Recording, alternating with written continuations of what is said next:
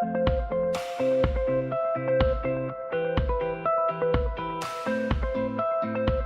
everybody.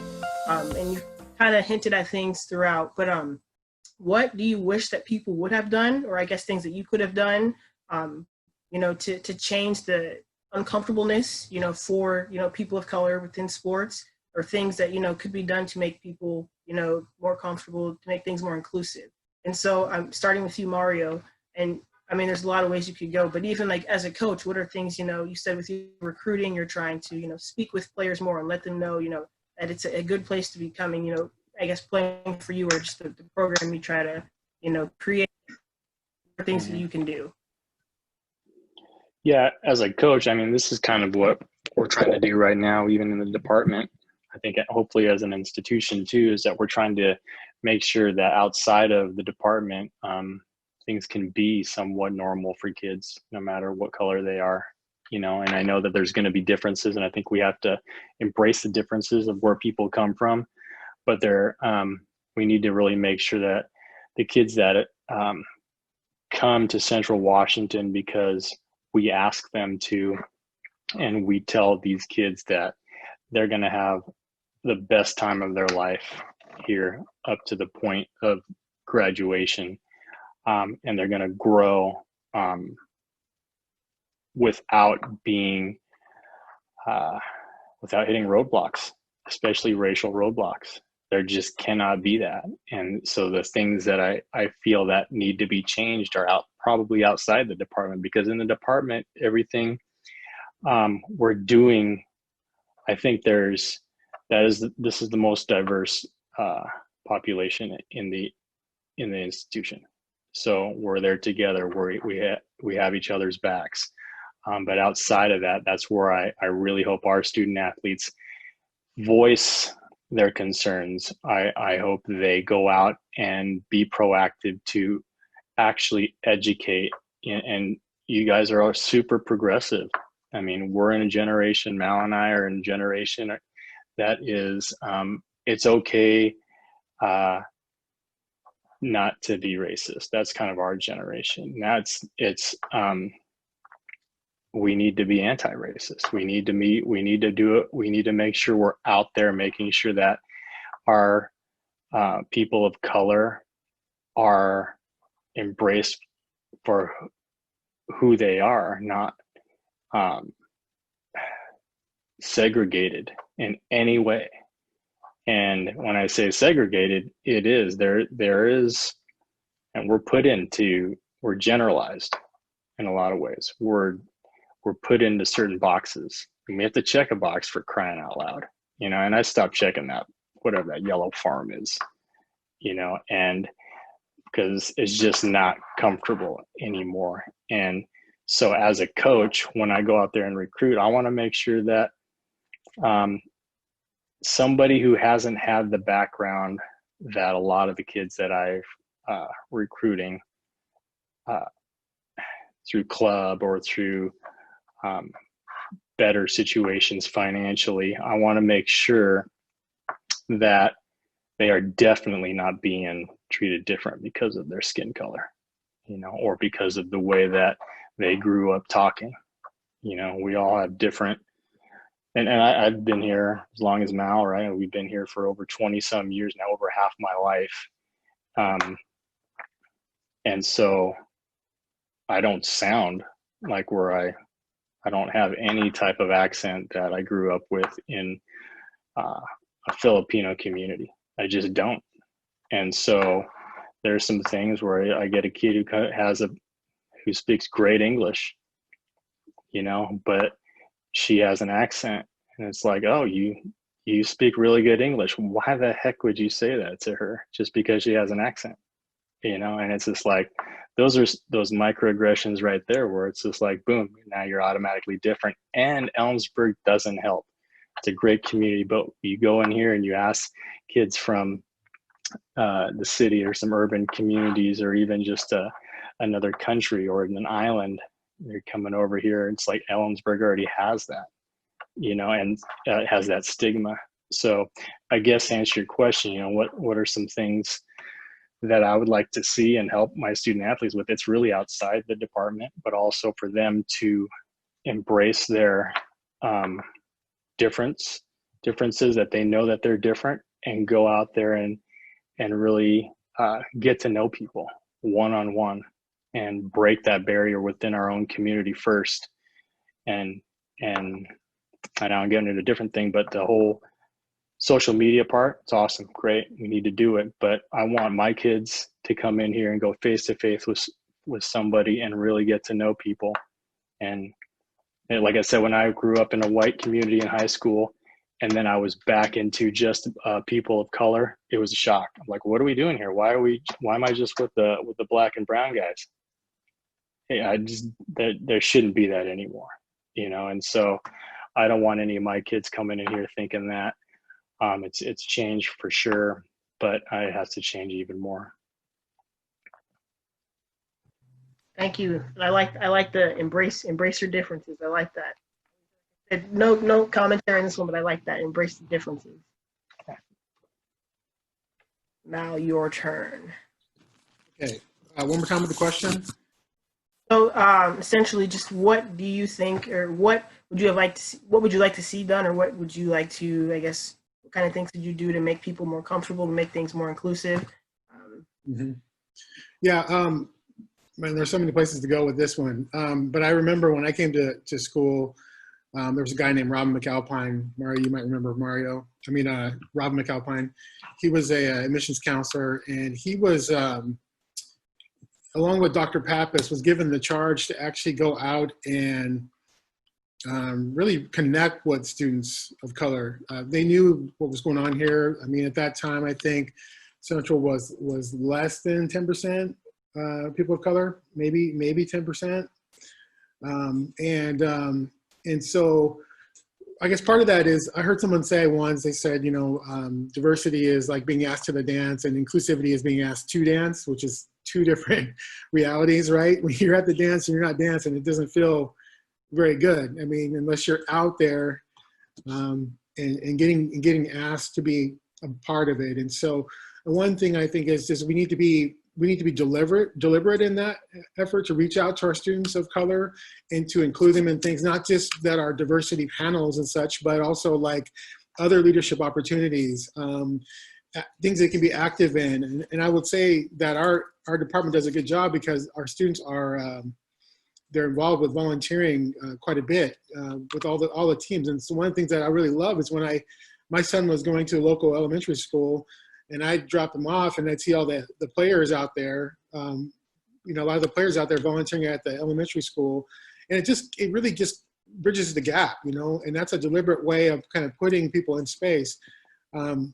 Also, I think we need to make sure that we build the education process into the formula. I use this, I'm beating this analogy to a pole, but it's the analogy of rebaking this thing, so that we're doing things that are diverse as part of our normal makeup, not just something we do after the fact. We're doing a program. Oh yeah, we also need to make sure that we add, something to include people. No, we should make the program inclusive, like whether it's a sports program, whether it's an activity, it should be inclusive from the jump, so that when we're building it in a way that doesn't have to take a sidebar to talk about, oh, by the way, let's talk about Black athletes in history, or, we should just be talking about history as it is, and that would include automatically, Black athletes and great folks in leadership from all different ethnicities. So I think that's really important. I think we need to also be deliberate in our anti-racism, right? Like Mario said, anti-racism, not just saying, well, let's try not to be racist. It's like, well, we got to be deliberately anti-racist. That goes beyond our own like comfort level, where, okay, well, I know I'm going to say, try not to say the wrong things and try not to make people feel uncomfortable, but also calling it out in other folks. And you got to call it out in the circles that I can't go to use an example. If you're in a circle that I can't go to, that's where we need people to be speaking out, and saying, hey, that's not cool. Because what happens, they're not going to say it to me these days. It seems like it's kind of really subtle. the way it continues to happen. And all of us have that moment where like, I think that was something weird about that interaction. And you kind of question yourself, you're going a little crazy because you don't know if it was racism or not. And so that's where we need the work to be done outside of, outside, everybody has to take it to their own circle, their own families, their own groups of people. I remember being involved with the football team, and when that joke comes across and it's coming as a male in an alpha sport, I've got to practice not being involved with that. I got to say, that's not cool. I got to be able to step up and say, or walk away from that and say, man, that's messed up. Something to be actively coming against that stuff. And to me, using sports analogy, I mean, if your workout doesn't cause you any pain or any kind of strenuousness, then it's not really a good workout. I mean, if it doesn't make you sweat, then you're not really doing nothing, in my opinion. So, I mean, if your education and you're learning about diversity and things that isn't making you uncomfortable, I don't think you're doing it right, because it should make you feel uncomfortable. I mean, it makes me feel uncomfortable when I look at my own history and go, man, look at all the things that people have gone through, and look at how we've had to overcome. And then even just my own bias between other folks. I mean, it goes beyond just black and white. I mean, we have bias, men and women have different biases that we have, and ethnicities across the board, and even religion, just kind of having assumptions that we make about folks. And we have to get uncomfortable with that in order, uncomfortable to get comfortable. We've got to get in there and figure out, okay, this is the sordid truth. This is the real deal. Another phrase, I'm a phrase guy, you got to get real with it to deal with it, right? You got to get real with what really happened, what really is going on, the real cause, the real roots. And then we can start working on making a better scenario, a better situation. So that takes some institutional work. I think that has to be administrative work, that we put policies in place. Obviously, we do training already, but we got to be more active and say, what are the things we can do to actively promote anti-racism and actively support our students so that they feel welcome. And that could be as simple as having those honest conversations with student athletes and folks so that they can say honestly how they feel. A lot of it is people don't say because they don't feel comfortable talking about it. And I'm sorry, I'm probably stealing all of you guys' thunder. Simone has got a lot to say too about the same subject.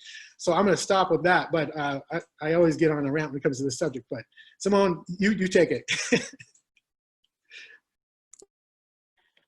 Well, for me personally, this year especially has kind of opened my eyes on things that I can do to kind of not only make an environment better for myself, but also for my little sister, my little brother. And I'm seeing things. I mean, I've always been seeing things, but I'm starting to actually realize, especially this year, with everything that's happened, it started to hit me a lot more that my little sister and my little brother, like, I don't want them to grow up to deal with and see all of this stuff. I don't want them to be my age and be like, yep, this is just what I'm used to seeing, And my little sister, she was going to the same private school as me, but her generation is completely different than mine, and she's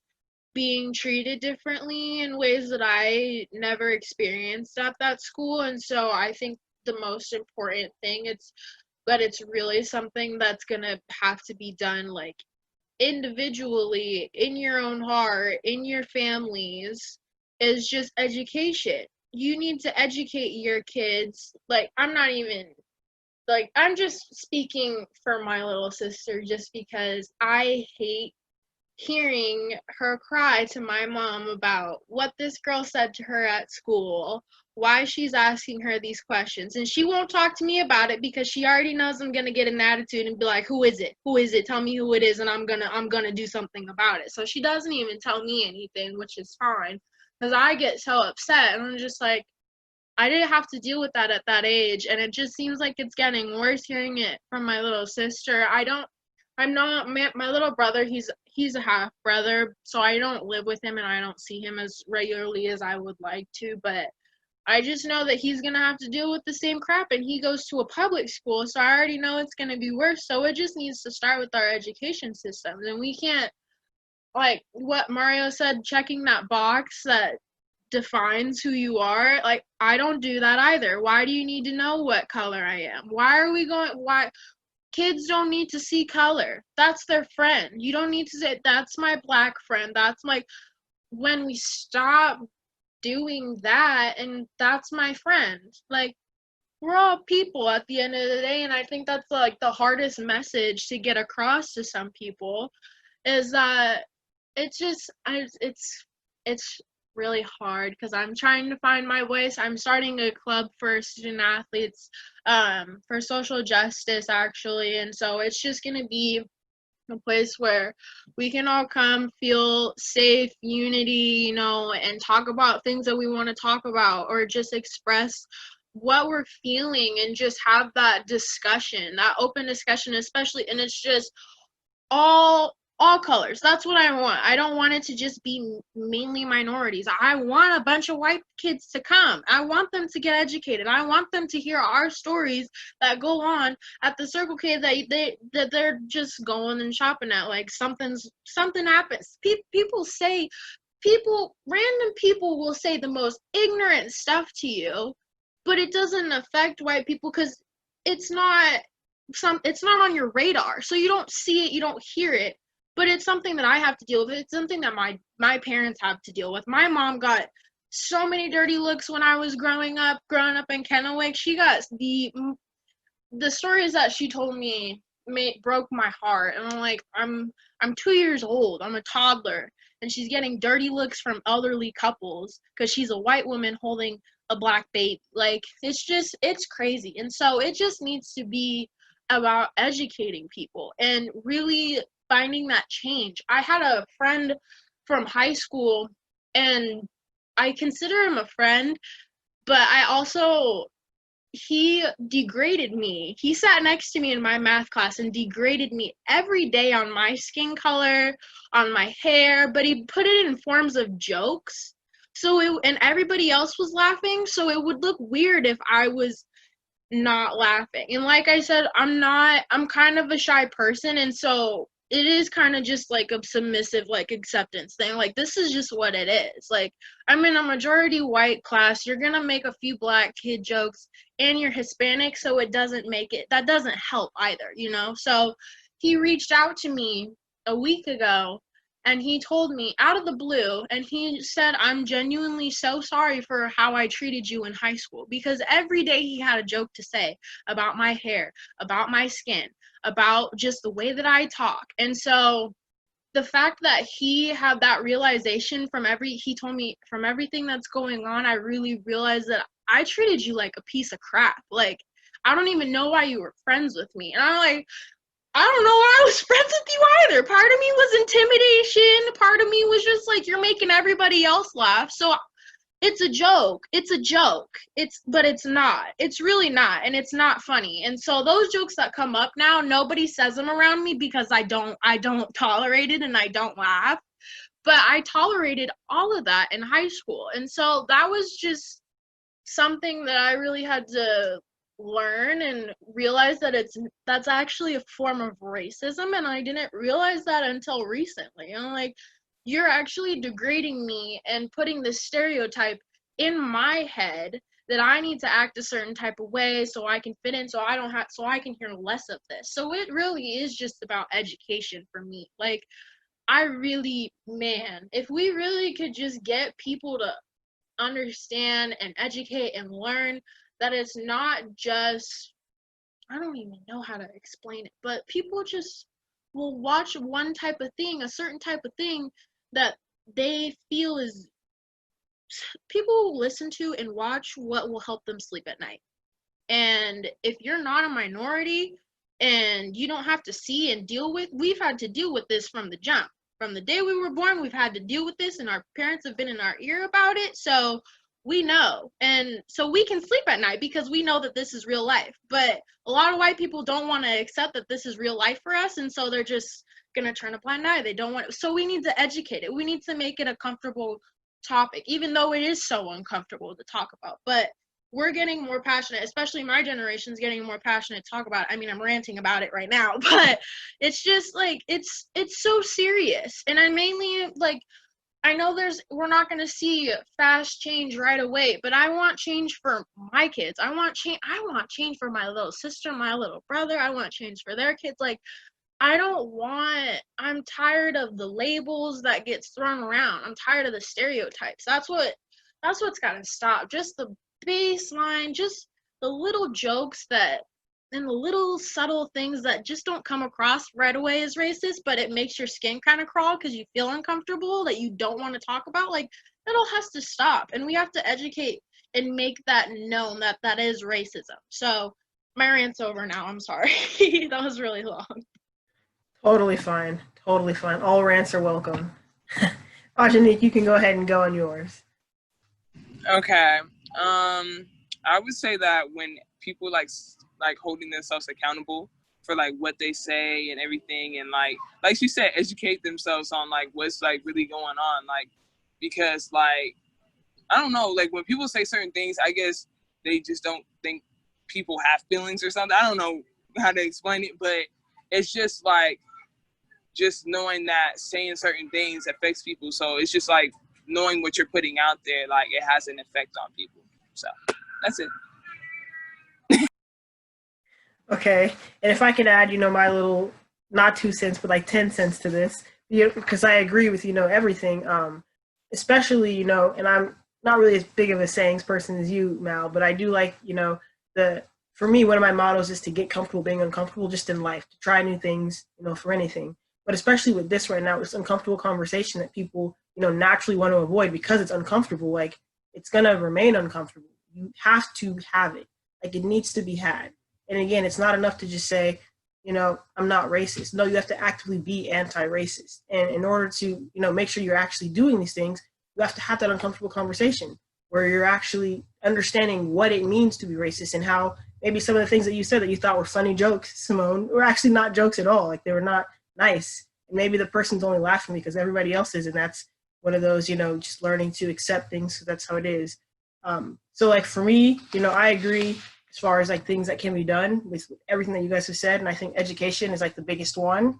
And I think another thing that's always like just important to let people know is that, you don't just get educated by your Black friend or, your friend of just your person of color friend. Like, that's not how you get educated. You can get educated, so many different ways, but just because I'm a Black person that is able to speak about my experiences does not mean I'm also going to be not your teacher, and how you can be the correct person and how you can do everything that's right and be, anti-racist. I think a lot of times people think, well, if I ask you every single thing in the world and you tell me what I'm doing and it's right, I'm doing the right things. But that alone can be too much for, minorities to have to always be your teacher, because nobody taught us anything except for our parents. We have to continuously teach ourselves at young ages, how we're supposed to do things, how we have to go about things.